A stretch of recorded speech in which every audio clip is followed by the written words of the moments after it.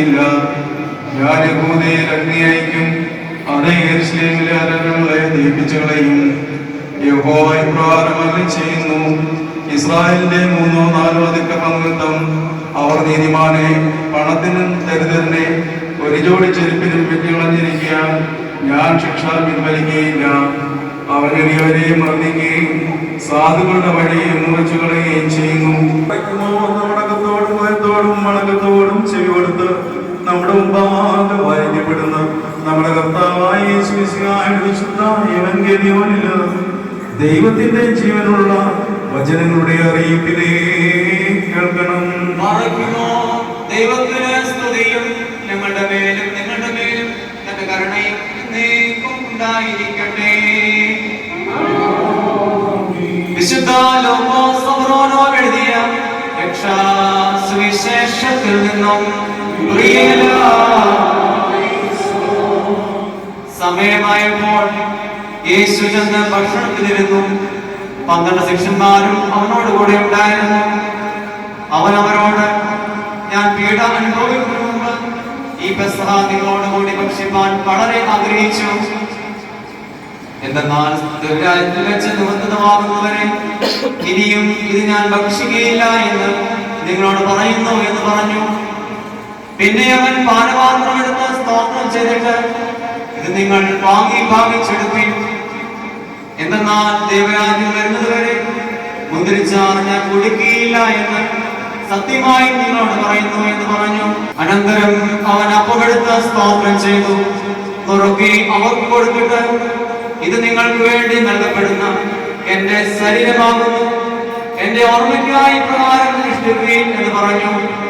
അപ്രകാരം തന്നെ അത്താഴത്തിന് ശേഷം പാനപാത്രം എടുത്ത പ്രകാരം പറഞ്ഞു, ഈ പാനപാത്രം നിങ്ങൾക്ക് വേണ്ടി ചൊരിയപ്പെടുന്ന എന്റെ രക്തം കൊണ്ടുള്ള പുതിയ നിയമമാകുന്നു.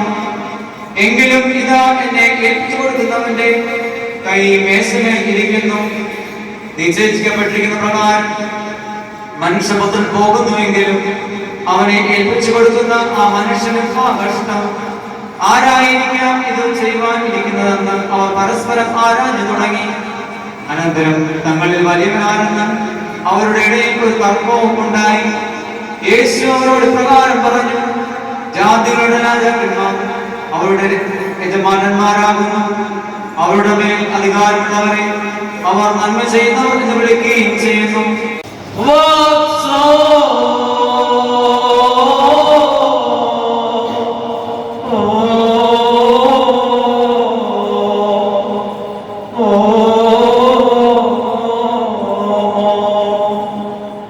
മുറിച്ച് പരിശുദ്ധ സ്ത്രീയന്മാരായ തന്റെ ശിഷ്യന്മാർക്ക് നൽകിയവരോട്, ഇത് നിങ്ങൾ വാങ്ങി ഭക്ഷിപ്പിൻ.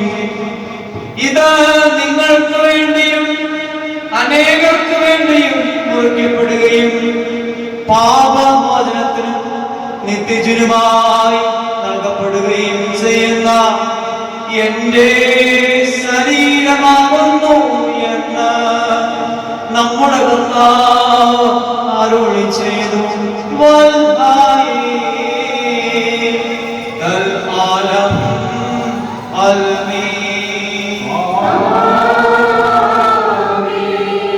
അപ്രകാരം തന്നെ അത്താഴം കഴിഞ്ഞ ശേഷം വീഞ്ഞും വെള്ളവും ചേർത്ത് കലർത്തിയ കാസായുമെടുത്ത് സ്തോത്രം ചെയ്ത് വാഴ്ത്തി ശുദ്ധീകരിച്ചു.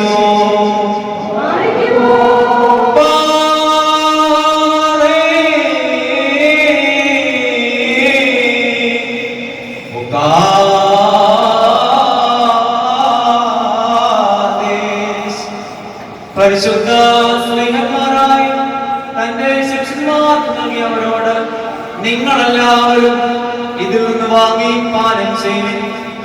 എന്തെന്നാൽ ഇത് നിങ്ങൾക്ക് വേണ്ടിയും അനേകർക്ക് വേണ്ടിയും ചൊരിയപ്പെടുകയും പാപമോചനത്തിനും നിത്യജീവനും വേണ്ടി നൽകപ്പെടുകയും ചെയ്യുന്ന പുതിയ നിയമത്തിൻ്റെതായ എന്റെ രക്തമാകുന്നു എന്ന് നമ്മുടെ കർത്താവ് അരുളി ചെയ്തു. വൽഹായി